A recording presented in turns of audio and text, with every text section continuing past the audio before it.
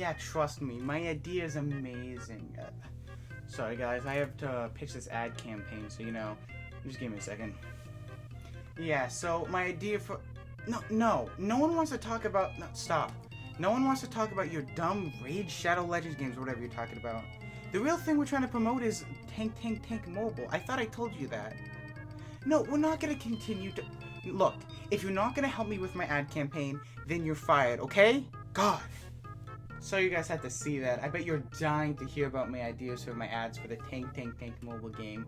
But before we do that, I have to watch the Tank trailer. If I don't watch it at least 5 times a day, I suffer from withdrawal. Have you heard of Raid Shadow Legends, the most ambitious MMORPG of 2019?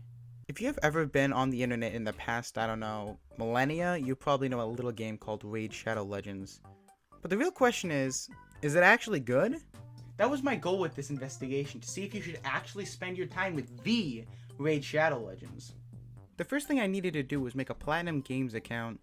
See, it asked for a username, but I don't want Raid to know it's the real Vido, so I had to go undercover. Perfect.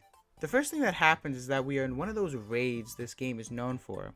All I got from this is how to play the game, so clicking, and someone got eaten.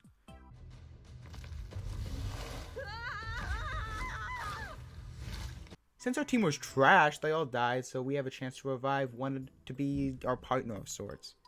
There was a few choices, but come on, I gotta choose the guy from the box art. See? He's right there! So now we have one of the few modes that Raid offers, the campaign. Before we go, we have to get a new party member with the mystery shards. Before I battle, I learned that we have a rock, paper, scissors-esque advantage system as well. So our quest is to see if the king is the big bad man. But the most important part of the quest is that we got some sick new kicks. And I got a crusader.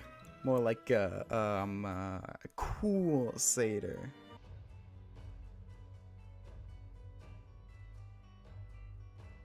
In chapter 2 it is about lizard men.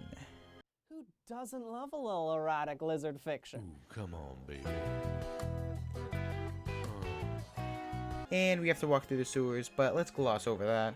After we get out of the sewers, we need to head to the catacombs. Skeletons, yeah! But there were no skeletons, so I got kinda sad. But then the king had some Pepto-Bismol forced down his throat, and he wanted war. We tried to pass through a forest with some pointy-eared fellows decided to try to kill us. Has no one ever taught them how to use their words? But that is as far as I got in the campaign, since our strongest member was easily killed. I can guess what happened at the end though. Moving away from the campaign, let's talk about the rest of the game. One of the things I haven't seen from many games like these is that when you level up, so does your energy.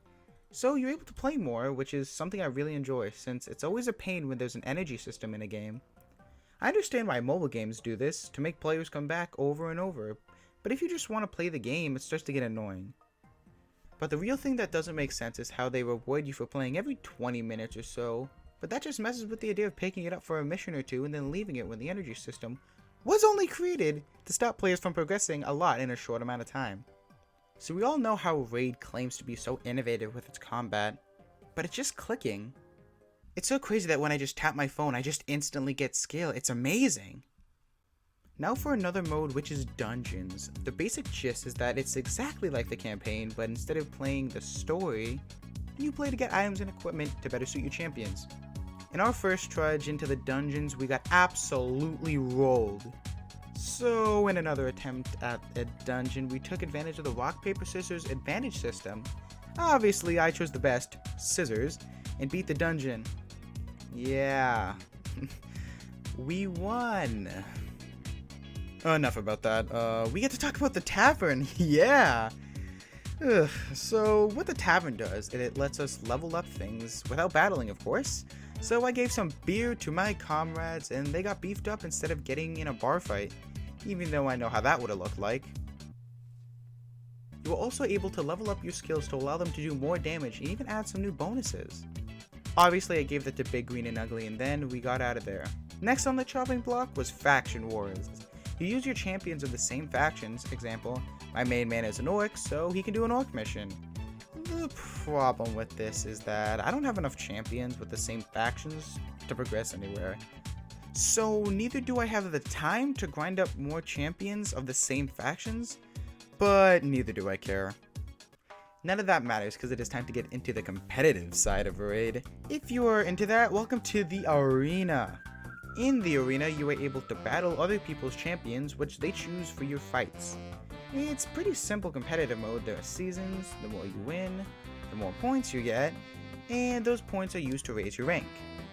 Obviously, I had some pretty tough champions. We wanted to go easy on the folks, so we decided to take on player 420544459.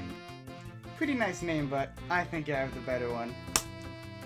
I mean, come on, how much more creative can I get? So Play only had one level 5 champion, so you can guess what happened to him. And the final game mode in Raid are clan bosses. And obviously I didn't join a clan because I would weigh my team down, and I didn't want it either way. But you can guess what you do. But the most important thing about Raid is that they use this meme in an ad. Now that I know what Raid Shadow Legends is, I can see if it deserves all the praise it gets. And I don't think it deserves that much. Don't get me wrong, it's more fleshed out than any other mobile game I've played, but it isn't necessary. It's on mobile for crying out loud, and that's also why I don't understand why it's on PC. All they did was port a mobile game over to PC, and it doesn't make any sense. These are games that you're supposed to pick up and play, not sit down and play for long amounts of time.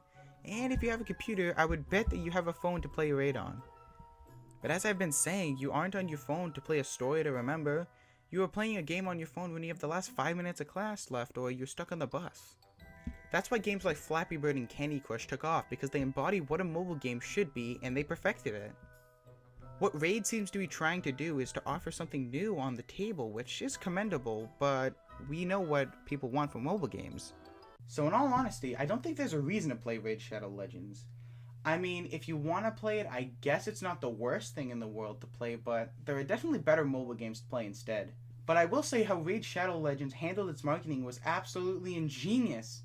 Get content creators to talk about it so more people in the community will know about it, and then people will soon enough get curious to play the game, like I did, and now I'm telling you not to play the game. But in the end, I'm still going to be playing Tetris rather than Raid Shadow Legends. Okay guys, so my idea for marketing tank. Get this. A blimp. Wait, but how am I going to fund that? Wait, that's all you want me to do? For that much? Guys, this blimp's going to happen. Have you guys heard of the most ambitious MMORPG of all times? Yeah, it's Raid Shadow Legends.